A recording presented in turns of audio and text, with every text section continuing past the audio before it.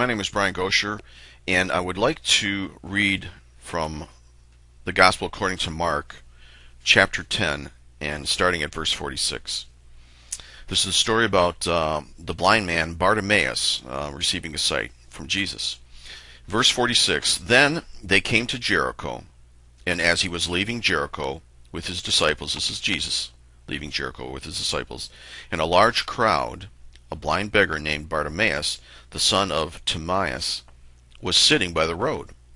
When he heard that it was Jesus the Nazarene, he began to cry out and say, Jesus, son of David, have mercy on me.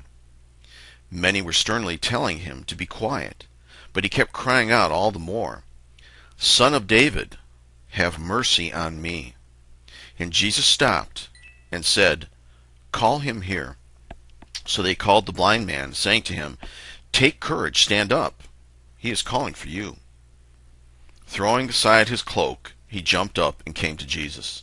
And answering him, Jesus said, What do you want me to do for you?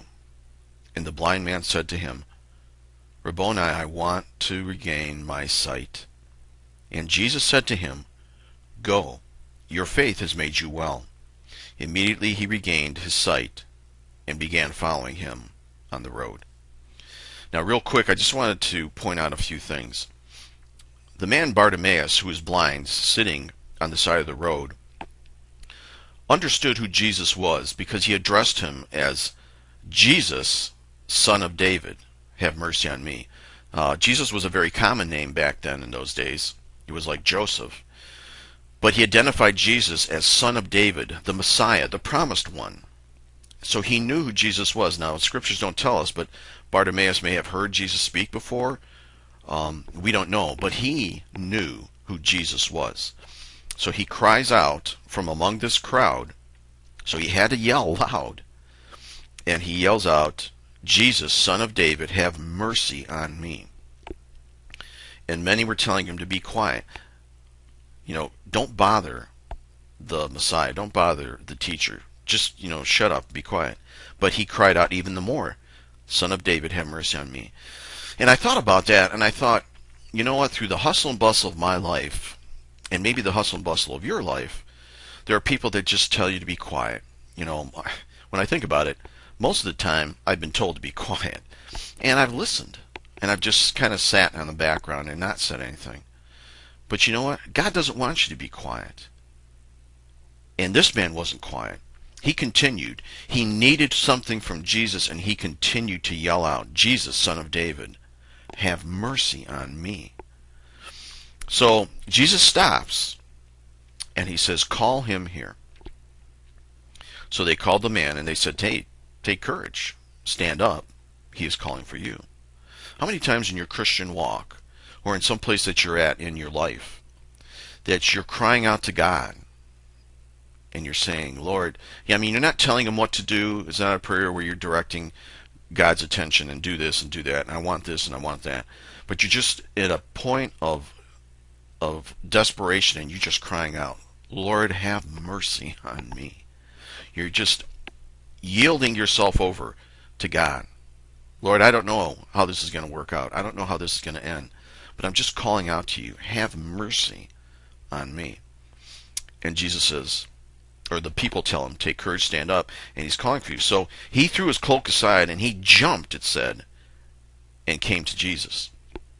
Now, it kind of gives you the point that this man was just sitting there waiting, and as soon as he was called, he just dropped everything and went running.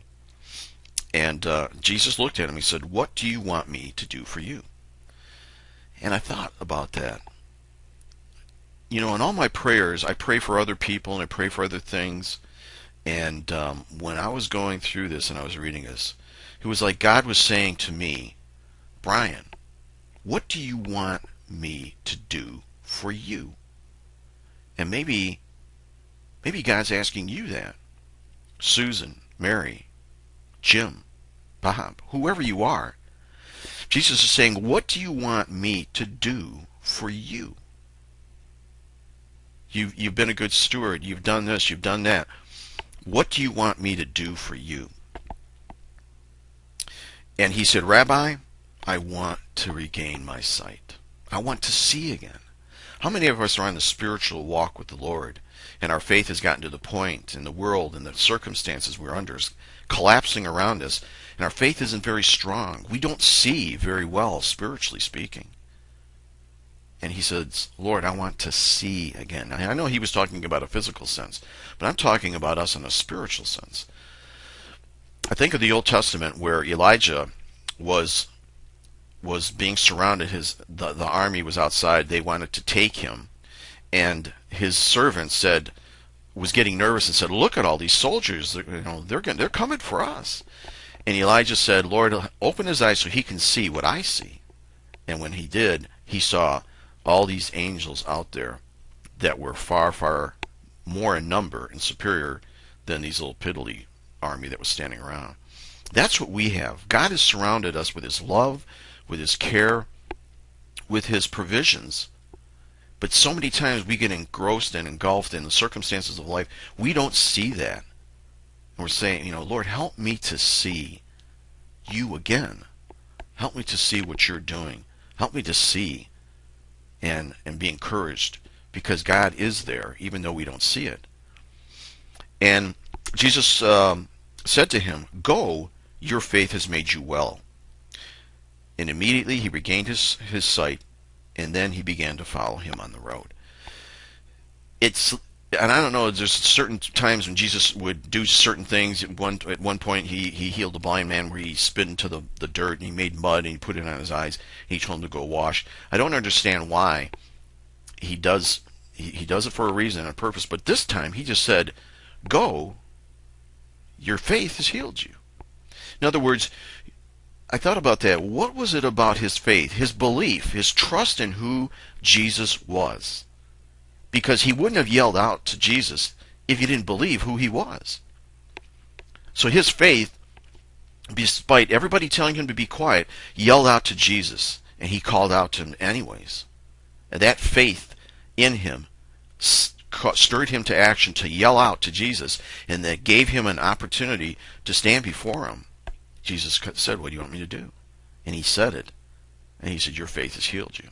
Where are you on the road? Is there something in your life that you are really struggling with for you? Jesus is saying, "What do you want me to do for you?" So ask him. Ask him. And then believe. Because you wouldn't have asked him if you didn't believe. And he'll do that. And then follow him. This man followed him. He put down everything and he followed him. And that's what Jesus is asking all of us to do. So maybe you are doing that. And there's still something inside of you that you're saying, "Lord, tell him about it." He wants to hear about it. So I hope that's a blessing to you. Mark chapter 10, verse 46 to the end of the chapter. Read that and just ask God what he can do for you. Thank you very much. God bless you all. Visit our website, mylovenotesfromgod.com. And I'll talk to you again soon. Bye-bye.